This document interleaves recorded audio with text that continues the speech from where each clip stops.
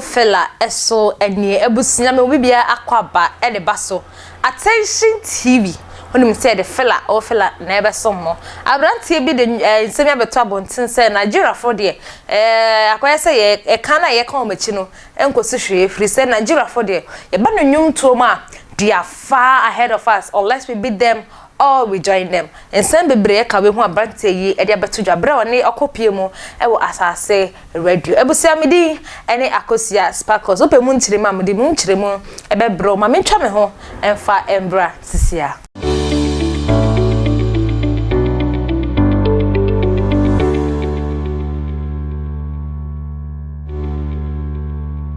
abusia me da se pasa wonya bread twa me ma metwa me ho e de e baaye me de nsem no e be som modia abranti aye friend papia ye be kaya 5 fame okopie mu e wo honom no okopie mu wo asase redua an ye ochire mu se Nigeria for de e kame se Ghana hanom no ye bo ma chidudu enye se won support ye dabi now see here Nigeria for nyom to for dia omo ye far ahead of us and it either say ye nyemu ye be ka ye ntoma bom ana say we join them or it be like that ebusia yenko hwe bra na yentie bra na o chire mu say Nigeria for no they are far ahead of us it either we join them or we be like them yenko timbra sisia I think we neighbors and we brothers at the same time. I feel we need to reconsider. We need to think about it well before we speak about it. You know, because this is business, and to be honest, they in front of us. You know, they're in front of us. So it's either we join forces, or I said we can beat them, we join them. So this is business. It's not like any personal thing. Like, you know, music's not for my father or my mother. Right. You know what I'm saying? It's like for the whole, it's like something spiritual, like people don't really know. They just think, somebody could tell you that your song will be and it hurts. You don't understand. Yeah. You know? So that's what it is. I mean, I feel from my brother's point of view, but maybe he didn't say it the way like people expect him, but you know how he says it, pa. Finish. Yeah. abusia me jide se wankasa wote bra papi chire mu se Nigeria for there or ahead of us crying it's either say ye bebo om ana onu se ubu ni obi nya ntoka dia ubu na una wini nti se Nigeria for ne banyum to mu dia ye bebo om ne ye wini ana se be dwane om na sa na ye kono yakone sa na wa fancy ho no mu so na o kire se na nsen mu no akoye se nwum na na nwum kofo nwum a wotui won hwe lyrics na won hwe nsem a wo mu efri se ye hwe tete nwum na ye hwe da de lumba no ne ye hwe ayi akwabo mu a wo hwe omo de lyrics na ehia papa ye nti no obetimi tide mo se me de nyanyom na mitenya beat na mitie na so ye lyrics nti ana amame apanyom na so na nsem mu artist for ne de nye sakra na ete wo ja lyrics no ana akoye se enyom no ana wo ya na se beat no ana wo de fa ase a wo so la wo se wa yenyom yenkohwe bra o chire mu a chire Ghana for. But I see my young brothers doing well. You know, one more thing is now I feel music is not about lyrics no more. You know, it's not about like how great the song is. It's about your following. You know, people like the following you have on Instagram, on social media, like Facebook and stuff like that. Because you could drop a song with a huge following, everybody be like, whoa, but you could have a good song and you have like just little following, be like, the song nice, but you know, is it a good thing? No, it's a bad thing, but being with it inside, so I would do one. Ebusia for me to answer me so the answer me ni na kosro nsem ye me de hey Ghana for eyum to for wo be say mo ye slema meze na mo nkan kire mo di kan kire ansa na ye na ye follow mu no se na ye follow mu no ye mu bi wo ho a ye ni ayi akomasa enti sa wo ye ho Kristo ni na wo ye ho ayi hizim ame na sa ndia wo ye ho to say dickness wo pie mo Pentecost aso we dem mo ye convention ndia wo dress hizim na efie bi betwem na wo ko wadim na ndia start she ye mai we ntade bi na do be gina social media na wo kire to kire de ndia slay queen ndia ye beka na ndia nyom to ni ba kwa ye kom gospel industry ni ma me za we Joseph ene Joseph when I mean him say what on me, la ma ko Pharaoh sem. Madafo nim say why ye me. Why ye mama man sha secret and the empress gift you say adoye. ande nsem bia betutu dwa na so nye nsem bia ande ono ana ande ne kope ne ho asem o se ho ne kope ne ho asem o ni kunu na ande live recording bi ekoso ana ande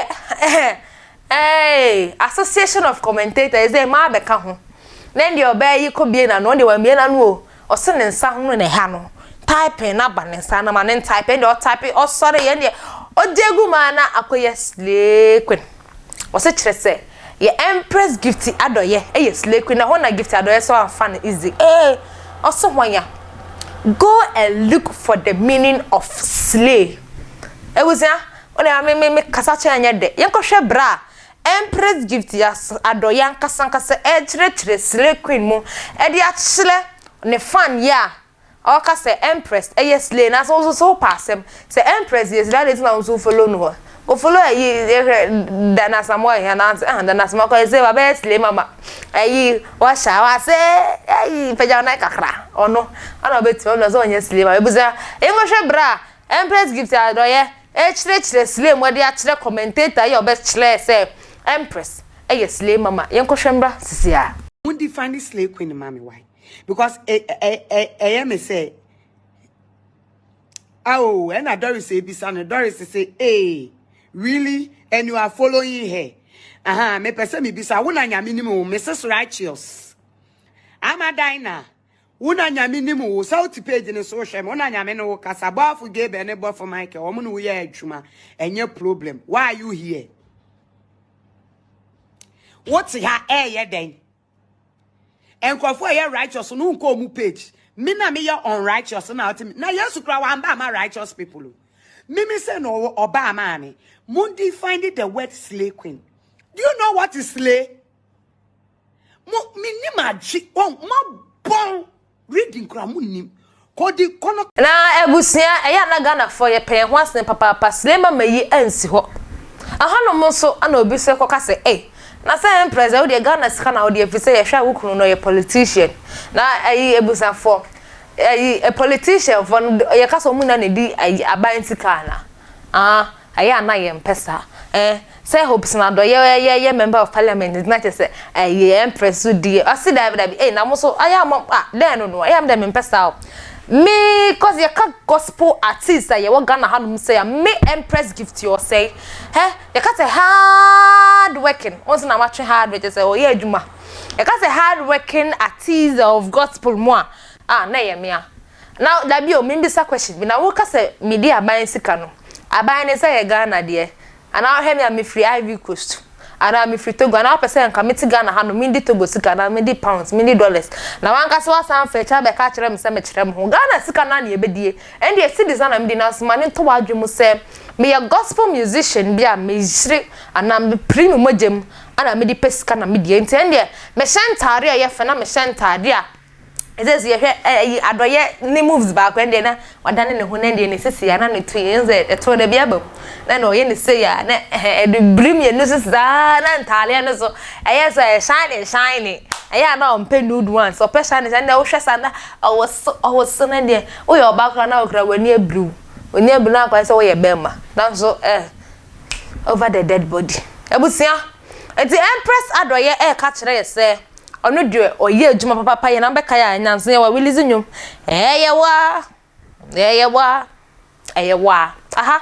ana ene me di fela ebesi ebusia me ka wo se upata de papa sha se me top ya me shey ya Evinatis boutique na wonsa na mini pimples e wo manimu dia Natis cosmetic ye kaboma na ye Natis boutique and cosmetic na ndie wa blekuma agape taraz ebusia aye eya no wa chede na ya odi makwa university afi bia no he say no aso ma menka wo say aso enu ntini frequent university hareso ne fa ne awo no e fa ma no na ofa nkohwe janka ne mobrawa ne wona wani bie no frɛ no e was 0548302985 0548302985 makramo fela attention TV keep watching monitor money